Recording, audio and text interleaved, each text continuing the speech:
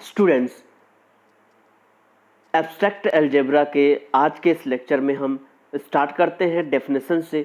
रैखिक फलनक linear functional, यदि v of f कोई सदिश समष्टि है, वेक्टर स्पेस है, और एक function f v to f where f is a field, v से f में एक फंक्शन इस प्रकार है कि f of a alpha plus b beta is equal to a f of alpha plus b f of beta for all a b belongs to capital F और alpha beta ये elements हैं capital V के। अगर ये property satisfied होती है इस function f के द्वारा, तब उस f को हम रैखिक फलनक कहेंगे, लीनियर फंक्शनल कहेंगे। नेक्स्ट डेफिनेशन है द्वैत सदिश समष्टि, डुअल वेक्टर स्पेस। यदि V ऑफ f कोई एक सदिश समष्टि है और V स्टार V पर समस्त रैखिक फलनकों का समुच्चय है, मतलब V पर जितने भी रैखिक फलनक लीनियर फंक्शनल, जो हमने ऊपर अभी डेफिनेशन देखा, तो V पर जितने भी लीनियर फंक्शनल डिफाइन किए जा सके, उन सभी लीनियर फंक्शनल का सभी रैखिक फलनकों का अगर समुच्चय है V स्टार, तब ये जो V स्टार f के रेस्पेक्ट में जो सदिश समष्टि बनेगा, इस सदिश समष्टि V स्टार f को हम द्वैत सदिश समष्टि कहेंगे, डुअल वेक्टर स्पेस कहेंगे। तो V स्टार क्या हो जाएगा? V स्टार जो हो जाएगा collection of all linear functional on capital V, मतलब ये हो जाएगा सभी कलेक्शन हो जाएगा, सभी रैखिक फलनकों का ये कलेक्शन हो जाएगा, ये समुच्चय हो जाएगा, ये संग्रह हो जाएगा, जहां fi जो है वो कैपिटल V पर रैखिक फलनक है, लीनियर फंक्शनल है। नेक्स्ट डेफिनेशन द्वैत आधार, डुअल बेसिस। यदि V ऑफ f एक n विमीय n dimensional vector space है, जिसकी विमा जिसकी डायमेंशन n है, फाइनाइट है, और capital V which is collection of alpha 1, alpha 2 and alpha n, ये जो कैपिटल B है वो इस V का आधार है, बेसिस है, तब जो V स्टार होता है, मतलब डुअल वेक्टर स्पेस, उसके लिए एक यूनिक रूप से, अद्वितीय रूप से अगर हम एक आधार B डैश निर्धारित करें, F1, F2, Fn, और इस प्रकार यह अस्तित्व में हो, इस प्रकार एग्जिस्ट हो ये आधार B डैश, जिसके लिए fi ऑफ अल्फा j 0 हो जब i नॉट इक्वल हो j के, मतलब i और j जब नॉट इक्वल हो तब इसकी वैल्यू 0 हो जाए। लेकिन जब fi ऑफ अल्फा j ये 1 हो जाए जब i इक्वल टू j हो, मतलब यहाँ i और j इक्वल हो, जैसे f1 alpha 1, f2 alpha 2, f3 alpha 3, तो 3 3 2 2 1 1 इस टाइप से हो, तो इसकी वैल्यू 1 हो जाए। लेकिन i और j जब अलग अलग हो, जैसे f1 ऑफ अल्फा 2, तब उसकी वैल्यू 0 हो जाए। तो इस प्रकार से डिफाइन करके जो आधार B डैश हमें मिलेगा, किसके लिए? V स्टार के लिए। तो इस डुअल वेक्टर स्पेस के लिए, इस द्वैत सदिश समष्टि के लिए का जो आधार है उसे ही द्वैत आधार कहते हैं। B डैश को B का द्वैत आधार, डुअल बेसिस कहते हैं। अब रिमेंबर रखने वाली बात, जब क्वेश्चन में क्या होगा, हमें एक आधार दिया रहेगा कैपिटल B सदिश समष्टि V के रेस्पेक्ट में, मान लेते हैं अल्फा 1, अल्फा 2, अल्फा 3, ये गिवन है, और हमें फाइंड करना है B dash, that means F1, F2, F3 हमें फाइंड करना है, जो कि डुअल बेसिस है, द्वैत आधार है। तो फॉर्मूला हम ये अप्लाई करेंगे, F1 of ABC equal to A1A plus A2B plus A3C, F2 of ABC वैसे ही B1A, B2B, B3C, और F3 ऑफ ABC ये हो जाएगा C1A, C2B, C3C। तो ये हमें फाइंड करना है। और ये जो अभी हमने देखा था, जिस आधार पर निर्धारण होता है, तो F1 ऑफ अल्फा 1 1 1 हो तो यहाँ पर 1 आ जाएगा। F1 ऑफ अल्फा 2, ये 1 और 2 अलग है, that means 0। F1 of alpha 3, तो 1 और 3 इक्वल नहीं है, तो फिर ये 0। वैसे ही F2 of alpha 1 0, F2 of alpha 2 2 2 same, that means ये 1 हो जाएगा। वैसे ही F3 ऑफ अल्फा 3 1 होगा, बाकी 0 होंगे। तो एक क्वेश्चन के माध्यम से इसे समझते हैं। क्वेश्चन है सदिश समष्टि V3R के लिए आधार एक बेसिस दिया हुआ है कैपिटल B इस फॉर्म में, और इसका हमें डुअल बेसिस द्वैत आधार ज्ञात करना है। सॉल्यूशन, सबसे पहला डायलॉग जो होगा, दिया गया आधार है, द गिवन बेसिस इज, जो कैपिटल बी है उसे हम लिख लेंगे। और चूंकि हमको द्वैत आधार फाइंड करना है तो मान लेते हैं कि माना B dash equal to collection of f1 f2 f3, ये द्वैत आधार है, it is dual basis. And what we know that, हम क्या जानते हैं कि f1 ऑफ abc, अभी हमने फॉर्मूला देखा a1a plus a2b plus a3c, वैसे ही f2 ऑफ abc, तो इसके लिए हम b1 b2 b3 कर लेते हैं, और f3 ऑफ abc के लिए c1 c2 c3। This is equation number 1। अब हम क्या करेंगे, चूंकि और क्या जानते हैं हम, f1 ऑफ अल्फा 1 1 है, f1 ऑफ अल्फा 2 0 है, f1 ऑफ अल्फा 3 0, इस तरह से इसको हमने लिखा, this is equation 2। Now f1 of alpha 1 is equal to 1 है। अब अल्फा 1 के जगह हम रखेंगे इसको, जो कैपिटल बी में जो आधार दिया है, ये है अल्फा 1, ये है अल्फा 2 और ये है अल्फा 3। तो अल्फा 1 क्या है, 1 माइनस 2 3, यहां रख देंगे 1 माइनस 2 3। और अभी f1 of A B C, इसका फॉर्मूला यहां से क्या हो जाएगा, a1a plus a2b plus a3c।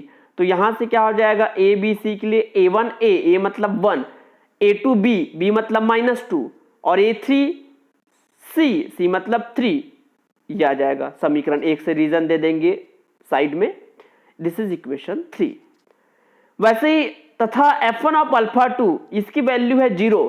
अब अल्फा 2 के जगह रखेंगे ये second value, that means 1 minus 1 1, ये हमने यहां पर रखा। अब ये फिर से फॉर्मूला लग जाएगा a1a plus a2b plus a3c, this is equation 4। इसी तरह f1 ऑफ अल्फा 3 में वैल्यू रखकर हमको 3 समीकरण मिल जाएंगे, 3 4 और 5। अब इनको सॉल्व करना है। सॉल्व करने के लिए देखेंगे कि इक्वल के राइट हैंड साइड 0 कौन कौन से समीकरण में है। इक्वल के राइट हैंड साइड 0 है इक्वेशन 4 में और इक्वेशन 5 में। तो इन दोनों को सॉल्व करेंगे। कैसे सॉल्व करेंगे, जैसे a1 के लिए देखेंगे तो a1 अपॉन, तो a1 वाले को हटाएंगे, इन दोनों को और इन दोनों को देखेंगे तो a1 अपॉन ये -7 और ये -4 इंटू 1 तो +4, ये हो जाएगा a1 upon -7 +4 is equal to a2 upon, तो जब a2 के लिए करेंगे तो इधर से गुना करेंगे, a3 का गुणांक है 1 और a1 का गुणांक है 2, तो 1 इंटू 2 2 -7 इंटू 1 तो 2 -7, okay, is equal to a3। अब a3 को देखेंगे तो a3 वाले कॉलम को हटाते हैं मन में और यहां से मल्टीप्लाई करेंगे 1 इंटू -4 माइनस 2 into -1, तो it will be -4 plus 2. Now it implies a1 upon -3, a2 upon -5 is equal to a3 upon -2. तो a1 की वैल्यू हो गई -3, a2 की वैल्यू हो गई -5, a3 की वैल्यू हो गई -2। This is equation number 6। आप चाहें तो इस वैल्यू को, चूंकि हमने इन दो समीकरण से फाइंड किया है, तो इस वाले समीकरण में इक्वेशन 3 में इस a1 a2 a3 की वैल्यू को यहां पर रखकर देख लेंगे, a1 a2 वैल्यू को रखकर देख लेंगे क्या ये इज इक्वल टू 1 आ रहा है। अगर ये 1 नहीं आता, मान लो कि अगर ये 1 नहीं आ रहा है, तब क्या करेंगे, तब ये चूंकि माइनस माइनस माइनस कैंसिल करेंगे तो a1 की वैल्यू 3, a2 की वैल्यू 5, a3 की वैल्यू 2, तब 3 5 2 को रख कर देखेंगे। अगर उसमें 1 आता है तो वो आंसर हो जाएगा, क्योंकि यहां पर माइनस वाले वैल्यू रखने पर ही 1 आता है, पॉजिटिव रखने पर नहीं आता, सो यही हमारा आंसर हो जाएगा। पुनः अब f2 ऑफ अल्फा 1, अभी तो f1 के लिए हमने किया, अब f2 ऑफ अल्फा 1 क्या है 0, तो f2 ऑफ अल्फा 1, फिर से अल्फा 1 की वैल्यू कहां रख देंगे, यहां से 1 -2 3, ये वैल्यू को यहां पुट अप करेंगे, तो इस वैल्यू को रखेंगे तो f1 ऑफ ये f2 ऑफ अल्फा 1, तो b1 b2 और b3, तो ये वैल्यू मिल जाएगी। f2 of alpha 2 is equal to 1 रखेंगे, अल्फा 2 की जगह 1 -1 1, तो b1a b2b b3c ये मिल जाएगा। इसी तरह f2 ऑफ अल्फा 3 से भी अब यहां पर 3 इक्वेशन मिल गए, तो 0 कहां है, राइट हैंड साइड में, इस वाले में इक्वेशन 7 और इक्वेशन 9। अब इन दोनों इक्वेशन को सॉल्व करेंगे इस तरह से और हमें वैल्यू मिल जाएगी b1 upon 2, b2 upon 1, b3 upon 0, that means b1 की वैल्यू है 2, b2 का वैल्यू होगा 1 और b3 का वैल्यू होगा 0 होगा। This is equation 10। अब इसी तरह पुनः again f3 of alpha 1 is equal to 0, alpha 1 की वैल्यू रखेंगे, इक्वेशन आएगा। f3 ऑफ अल्फा 2 से सेकंड इक्वेशन, और f3 ऑफ अल्फा 3 से third equation c1 c2 c3 के फॉर्म में। अब इक्वेशन 11, 12 और 13 में देखेंगे इक्वल के राइट हैंड साइड 0 किस में, इक्वेशन 11 और इक्वेशन 12 में। अब इन दोनों इक्वेशन को सॉल्व करेंगे, सॉल्व करने के बाद c1 की वैल्यू 1, c2 की वैल्यू 2 और c3 की वैल्यू 1, इसको आप सॉल्व करेंगे तब ये वैल्यू आएगी। अब a1 b1, a1 a2 a3 b1 b2 b3 और c1 c2 c3 की वैल्यू निकल चुकी है। अब इन वैल्यू को इक्वेशन नंबर 1 में रखेंगे, तो इक्वेशन 1 कहां पर है, ये तो f1 ऑफ abc, तो a1 a2 a3 की वैल्यू मिल चुकी है, b1 b2 b3 का वैल्यू भी मिल चुका है और c1 c2 c3 का वैल्यू भी मिल चुका है। तो इसमें वैल्यू को जब रखेंगे तो हमको ये मिल जाएगा, ये एक इक्वेशन, सेकंड इक्वेशन और थर्ड इक्वेशन। यहां पर इसकी वैल्यू 0 आई थी, इसलिए यहां पर c वाला टर्म 0 के कारण हट गया हुआ है। तो ये जो समीकरण हमको मिले हैं, इस समीकरण से जो f1 f2 f3 है, इस समीकरण द्वारा जो डिसाइडेड है f1 f2 f3 निर्धारित है, यही b dash equal to f1 f2 f3, यही द्वैत आधार होगा। It is dual basis, this is answer. तो इस तरह से हम एक दिए गए आधार के लिए हम डुअल बेसिस, द्वैत आधार फाइंड कर सकते हैं। अब एक तो हमने देखा था द्वैत समष्टि, डुअल स्पेस V स्टार। अब एक डेफिनेशन है द्वितीय द्वैत समष्टि, सेकंड डुअल स्पेस, या इसे द्विद्वैत समष्टि भी कहते हैं, बाई डुअल स्पेस भी कहते हैं।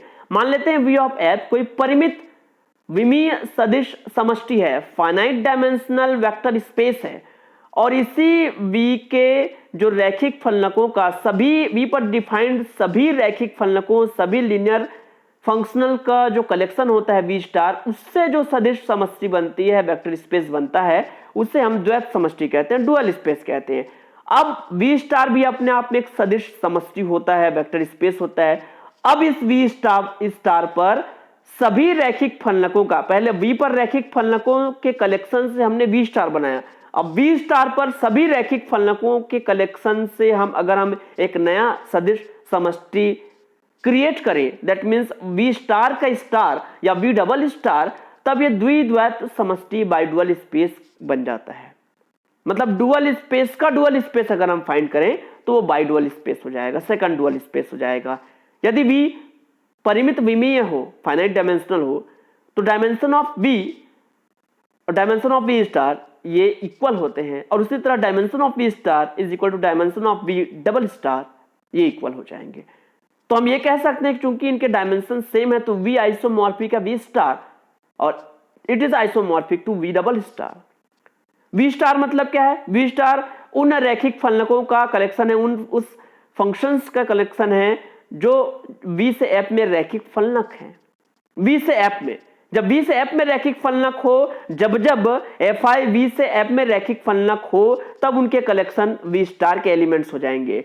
और जब V स्टार से F में रैखिक फलनकों का लीनियर फंक्शनल का कलेक्शन अगर हम लेते हैं, कलेक्शन ऑफ Gi, तब वो V डबल स्टार हो जाएगा। तो आज के लेक्चर में हमने देखा कि द्वैत समष्टि क्या होता है, द्वैत आधार क्या होता है, कैसे किसी दिए गए आधार पर उसके रेस्पेक्ट में हम द्वैत आधार डुअल बेसिस फाइंड आउट करते हैं, द्वितीय द्वैत समष्टि क्या होता है यानी कि बाई डुअल स्पेस क्या होता है। आज के लेक्चर में इतना ही।